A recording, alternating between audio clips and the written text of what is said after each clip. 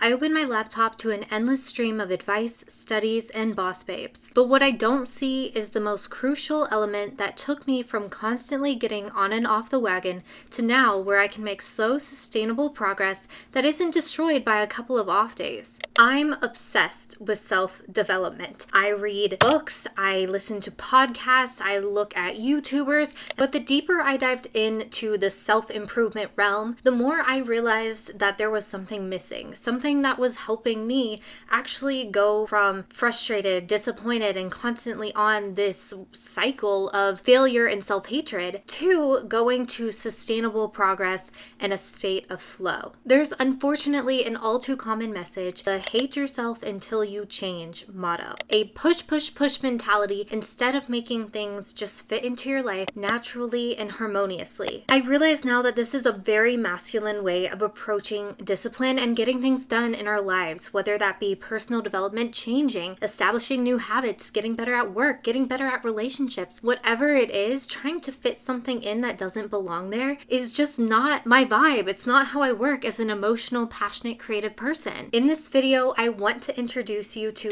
feminine discipline and its 3 steps to success. Self-love, your why, and embracing your uniqueness. These 3 pillars have not only helped me to get sustainable change, but they have also helped me to align my goals and my journey with my most authentic, beautiful, loving self. So join me as we learn to go from a push, push, push to a more nurturing, loving, and flowing state. There is a huge shame problem in productivity culture. I am convinced that deep down we all have a little rebellious teenager within us, and when we try to force that person to do what they don't want to do inherently, or when we talk bad about them, they are going to rebel against us on purpose and for good reason. I know this all too well because I have struggled with health and my weight and fitness since I was a child. From the age of 6 to 13, I was an overweight child, and I always hated how I looked. I hated the feelings that I got when I was bullied by other people. I hated that this was my life and I couldn't run a mile under 15 minutes or fit into children's clothes when my friends could. But here's the thing, that self-hatred and that shame never resulted in any positive or sustaining change. And even to this day, when I try to improve my health or improve my fitness, it never works for me unless I come from that place out of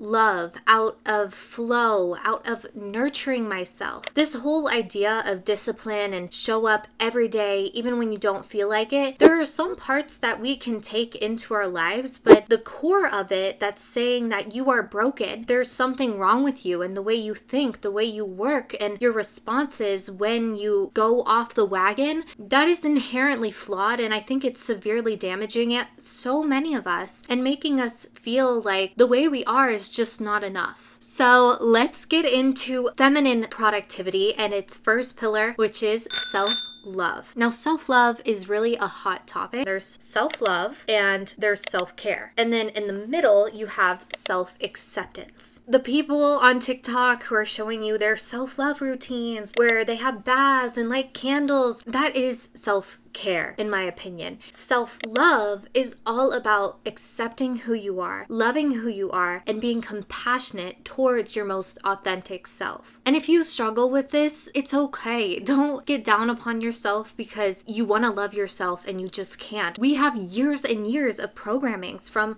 our family, our friends, social media, society that have made us feel like we're not enough and our unique aspects are not good, that we should be fitting into the advice, especially when it comes to productivity. But self-love is step 1 because it is the core of you staying on track and, more importantly, broadening your track and broadening what you think being on track means. I'm trying to stay away from sweets right now, and I had a matcha latte this morning from Starbucks. Now listen, I could be like, why'd you do that? There's so much sugar in there. Like, what are you thinking? Or I can come from it from a place of self-love. I go back to what's the core of wanting to eat less sugar. I love myself and I want to feel amazing. I want to have great energy. I want to protect myself from diabetes. One Starbucks drink, does that inhibit me from loving myself? No, it doesn't. And the most loving and compassionate thing for me to do in that moment is to say, it's totally okay that you made this choice choice. Let's move on. I still love you. You like matcha lattes. Let's figure out how to make that a part of your life. How can we make it at home? How can we have 1 a week instead of 5 a week?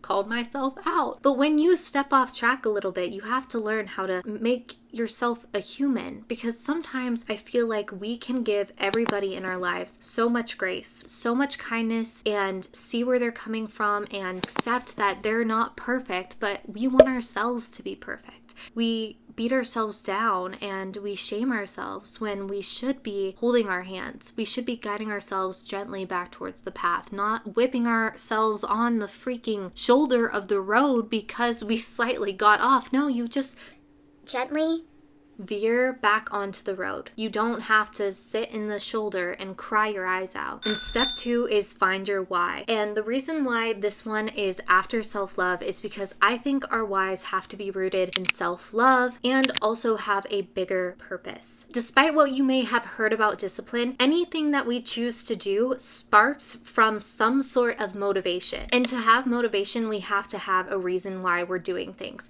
especially if we're creative, emotional. You may feel like you don't want to do anything unless you have a good reason. Me too, okay? That is a great quality about you. Let's use that to our advantage. Not only do you want a reason why you're choosing to do something, you also want to have a good reason, a reason that is authentic to you. And that's the problem, because so many times we have reasons that are based on the expectations of the people around us, the people outside of us, our parents, society. We haven't found a why that is deep in our core. I had a couple of videos on this channel that kind of tanked. They didn't do that well. Looking back, I can see the reasons why for that. But a lot of people have major success with one video, like I did, and then other videos taper off. They're not as good. They didn't do something that they had in the other video where it's not as high quality. They didn't get as much engagement. And what they do is they just quit. And I totally understand that, because they didn't have a big enough why and they didn't come back to their why. My why for this channel, I want to be able to have freedom one day. I want to own my own business. I want to be a brand. This is also a creative outlet for me. It makes me feel confident, it makes me feel happy, it makes me feel like I'm learning new things, and I love all that. But I also want to build a brand and a community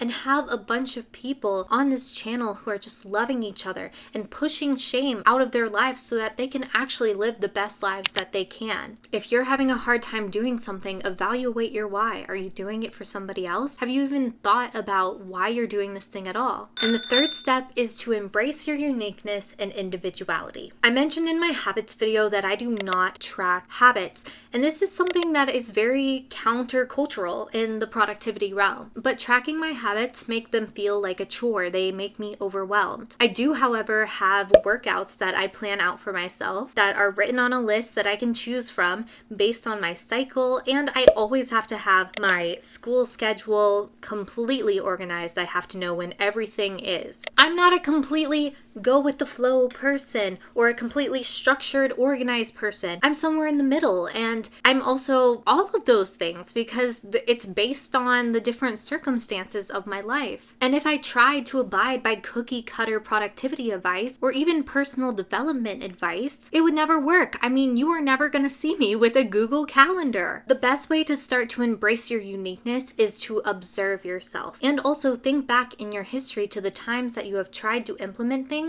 What worked? What didn't go well? How did your body and your mind react to the way that you were treating it, to the way that you were organizing your goals and your plans? Are there certain things that make you more motivated to do something? In times of trouble, what kept you going? I like to start with habits and progress that I've already made in my life. And then I start thinking, okay, I didn't always have this in my life, so what about it made it easier for me? Sometimes it was even aesthetics, being inspired by my environment. Just try to find the qualities of the things that you're doing that have already worked for you and the qualities that made them work for you. Let me know in the comments what you're working on, what you want to improve in your own life, and stop trying to do discipline like a drill sergeant, like a boss babe even. If you're a flowy, emotional, sensitive person who just loves life, who is unique, we're all so beautifully unique. unique, you can't take cookie cutter advice. And you have to start spending more time with yourself, loving yourself through the process, and finding more flow and harmony. And that is how you will actually get sustainable change. If you're working on specific habits to incorporate in your life, check out this video all about habits for chaotic, emotional, great people like you.